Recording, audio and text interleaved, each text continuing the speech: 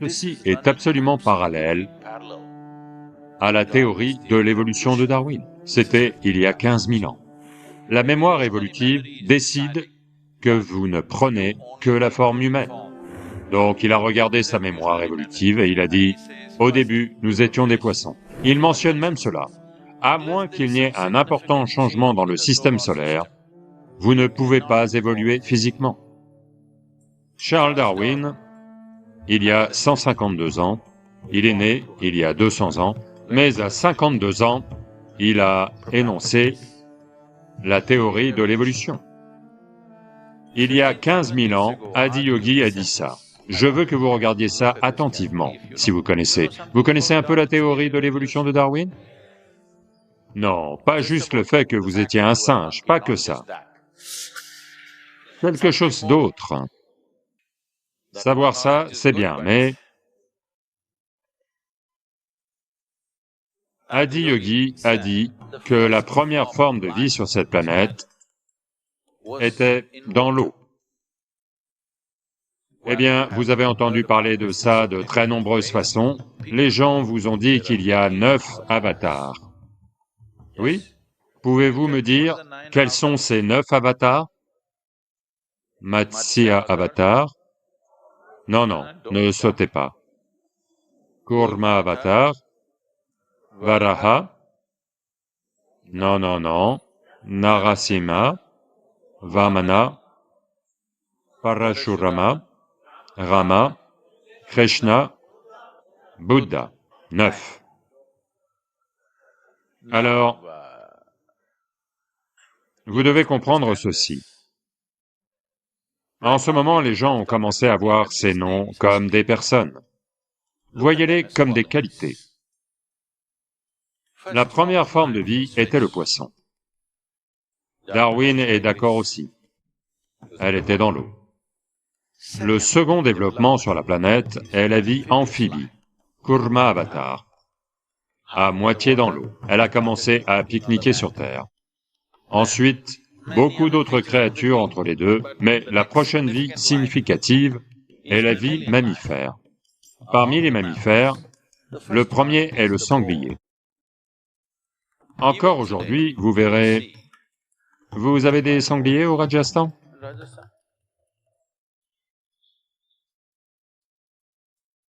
Le sanglier ou le cochon est l'animal le plus physique de tous les animaux que vous allez trouver, dans le sens où il est si fortement ancré dans son corps que, même si, vous savez, les gens vont à la chasse, au sanglier ou autre, vous ne pouvez pas le tuer facilement. Là où nous sommes près de la forêt tropicale. Il y a des villages tribaux. Ces garçons qui vont à l'école, je parle de jeunes garçons de 10-12 ans, quand ils reviennent, s'ils voient un cerf, ils vont prendre des bâtons. Ils vont juste ramasser des bâtons quelque part, attaquer le cerf et le tuer. Je dis juste des écoliers avec un bâton. C'est comme ça que les autres mammifères sont faits. Vous aussi. Un coup sur la tête, vous allez tomber raide. Mais ce n'est pas comme ça qu'est un sanglier. Il ne meurt pas facilement parce qu'il est très ancré dans son physique. Encore aujourd'hui, si vous voyez quelqu'un d'excessivement physique, vous dites que c'est un cochon. Non? Parce que le cochon représente un physique excessif. Donc le premier mammifère qu'il décrit est un sanglier ou un cochon. Qu'est-ce qui suit? Narashima, moitié homme, moitié animal. Le suivant est Vamana, un homme nain. Puis vient l'homme complet, qui est Parashurama, mais émotionnellement volatile, si volatile qu'il a tranché la tête de sa propre mère. Puis vient Rama, un homme pacifique. Puis vient Krishna, un homme aimant. Puis c'est Bouddha, un homme méditatif.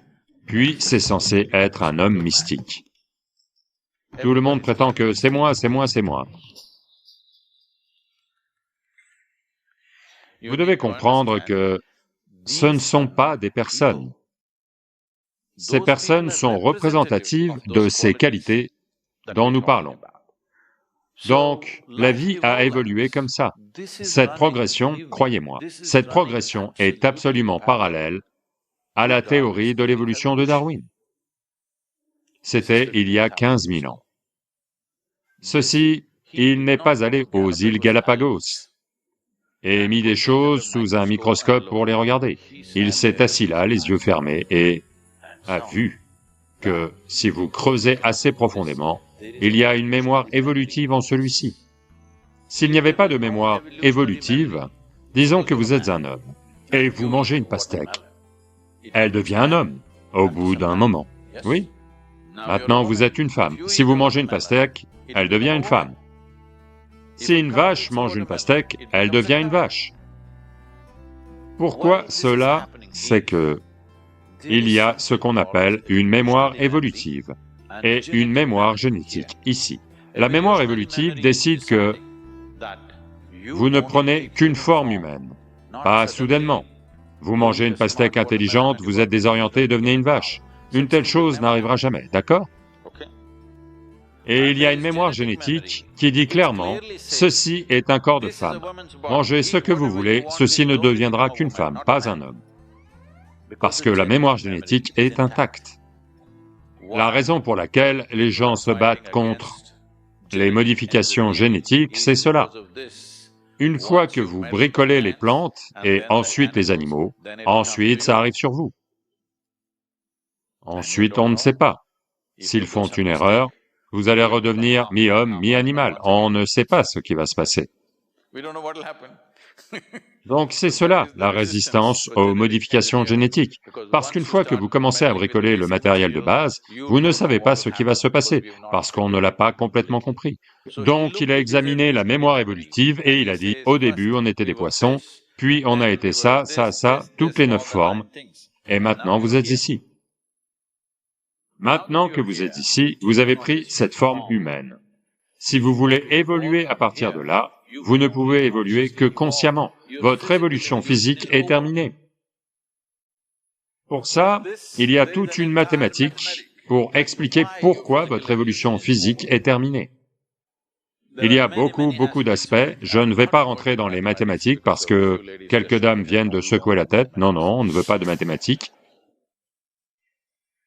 Mais il n'y a pas de mysticisme sans mathématiques.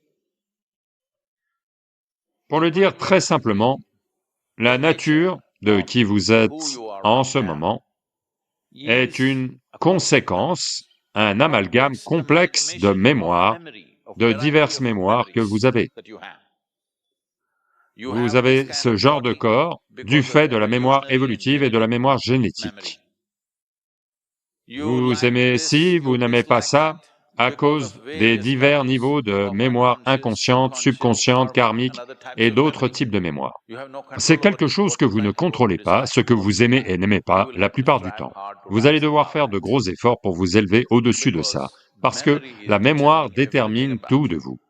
Donc, quand on dit évolution, d'une certaine manière, on parle du jeu de la mémoire et de la construction de l'expérience et du développement à différents niveaux. Donc, il dit que si vous êtes prêt à faire des efforts, vous pouvez transcender tout ce qui vous limite. La seule chose, c'est que votre corps physique n'est pas conçu pour changer davantage, parce que, avec ce système solaire, il mentionne même cela, à moins qu'il n'y ait un changement significatif dans le système solaire, vous ne pouvez pas évoluer physiquement. Ils ont naturellement demandé, « Vous avez compris tellement de choses, mais nos cerveaux ont du mal. Peut-on les développer un peu ?» Il a dit non. C'est dit différemment, mais aujourd'hui, les neuroscientifiques disent ceci. Votre cerveau consomme 20% de l'énergie générée dans ce corps. Bien qu'il ne fasse que ça, pardon, est-ce que je le fais trop petit? Ok. Bien qu'il ne fasse que ça, et qu'il soit léger, parce que c'est principalement de l'air, malgré cela, il consomme 20% de l'énergie générée dans votre corps.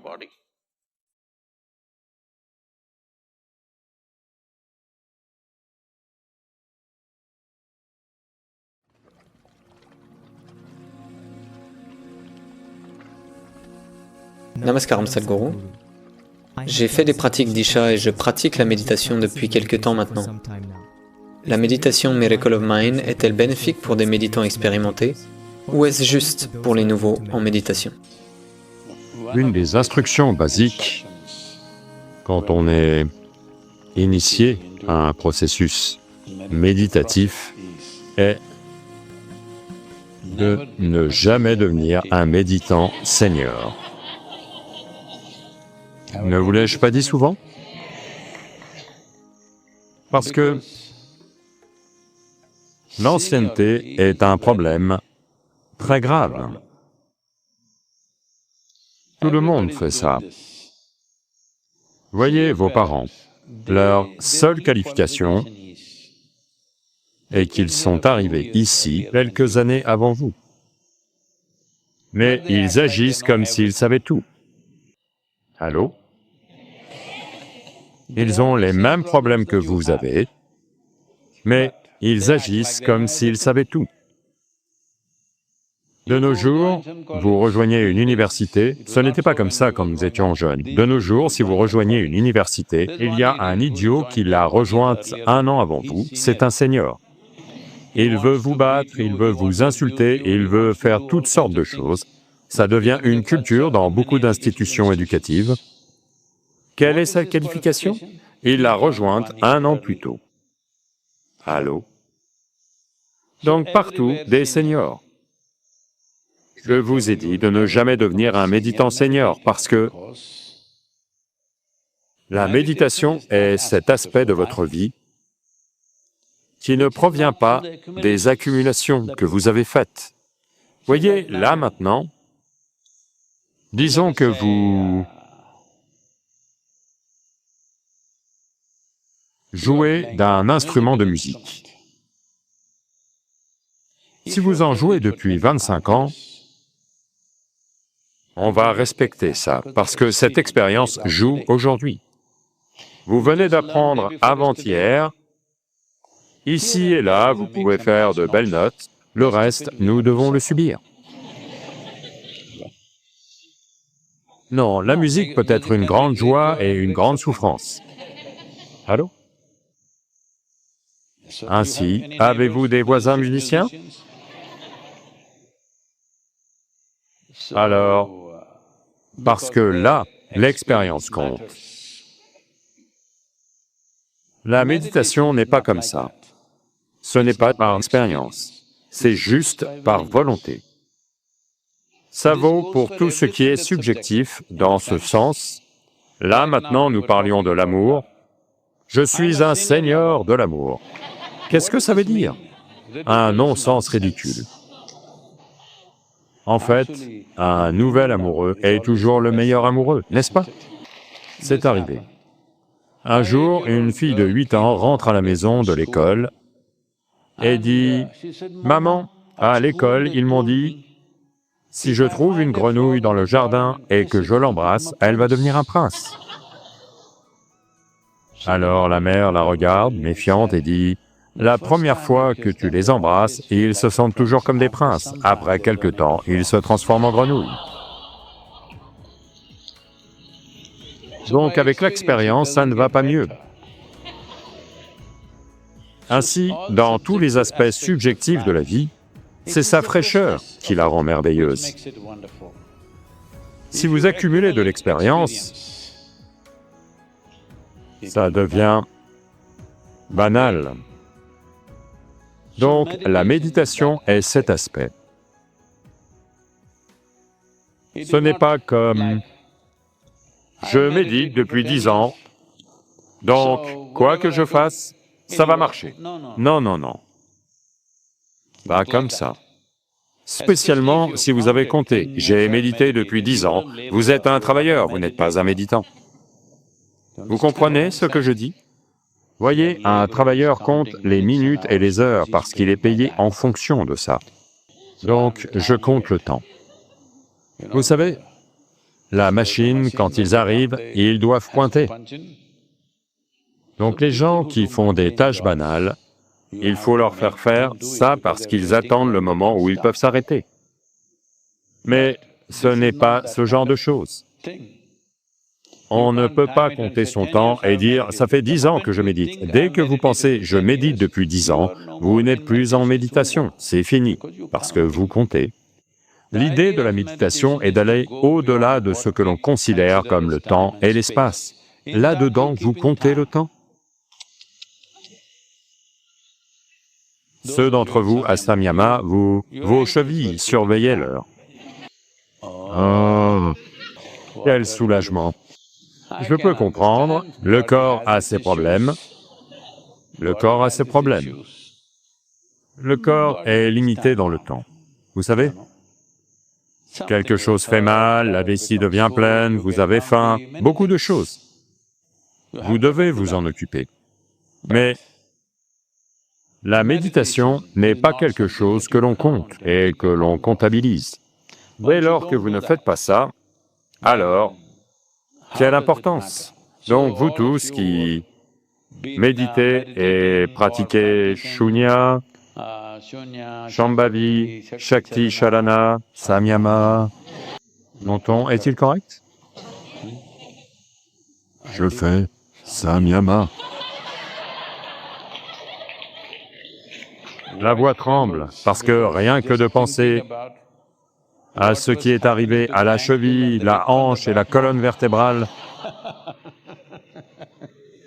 Non, l'idée n'est pas de vous torturer, c'est juste que vous avez fait une préparation minimale et vous êtes venu. Si vous avez fait votre sadhana et êtes venu vous asseoir, vous êtes parti. Donc, mettre le corps de côté est une partie très importante. Si vous ne préparez pas le corps de telle façon que vous pouvez l'ignorer et simplement être assis ici, il va commencer à parler son propre langage, là maintenant. Donc, ceux qui méditent depuis un certain temps, devraient-ils faire ce Miracle of Mind? Si votre mental est déjà devenu un miracle absolu, pas besoin de faire quoi que ce soit. Mais s'il a encore des hauts et des bas, encore un travail en cours, vous devez le faire. Pas seulement le faire, c'est très important de créer aussi une atmosphère autour de vous. Voyez, si vous êtes un peu dingue, ça vous gêne de bien des façons, et vous gênez aussi les gens autour de vous. Les autres ne sont pas une exception. S'ils sont un peu dingues, ils vont aussi s'assurer que vous souffriez un peu, vous aussi. Ce n'est peut-être pas intentionnel, mais c'est la nature. Par nature, si c'est misérable, ça va propager de la misère, si c'est joyeux, de la joie. Ce n'est pas qu'ils ont quelque chose de spécial à faire, juste la façon dont ils traînent les pieds, ils vont vous tuer. Allô? Oui ou non? Vous voulez faire quelque chose d'important, ils vont marcher comme ça à côté de vous. Ça va vous tuer, oui ou non? Donc, il est très important que tous ces méditants seigneurs, même les samyamas, fassent le Miracle of Mind et s'assurent qu'au moins une centaine de personnes avec lesquelles vous êtes en contact dans votre vie le fassent toutes, car alors vous aurez une atmosphère propice. Parce que vous êtes toujours dans cette condition où vous avez besoin d'une atmosphère propice. Allô? Voyez, je suis avec vous et je suis bien. Vous allez faire toutes sortes de choses, mais je suis comme ça quoi qu'il arrive. Dans l'action, nous ferons ce qui est nécessaire. Mais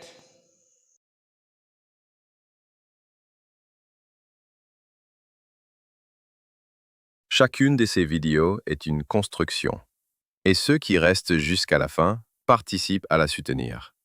Si ce contenu a résonné en toi, laisse un commentaire, partage, abonne-toi, et bien sûr, mets un j'aime. Et jette aussi un œil au lien dans la description. Il y a d'autres chemins à explorer.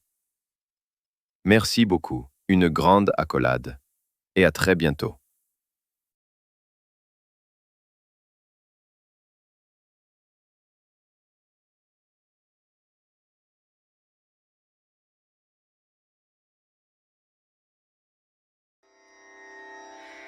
Ra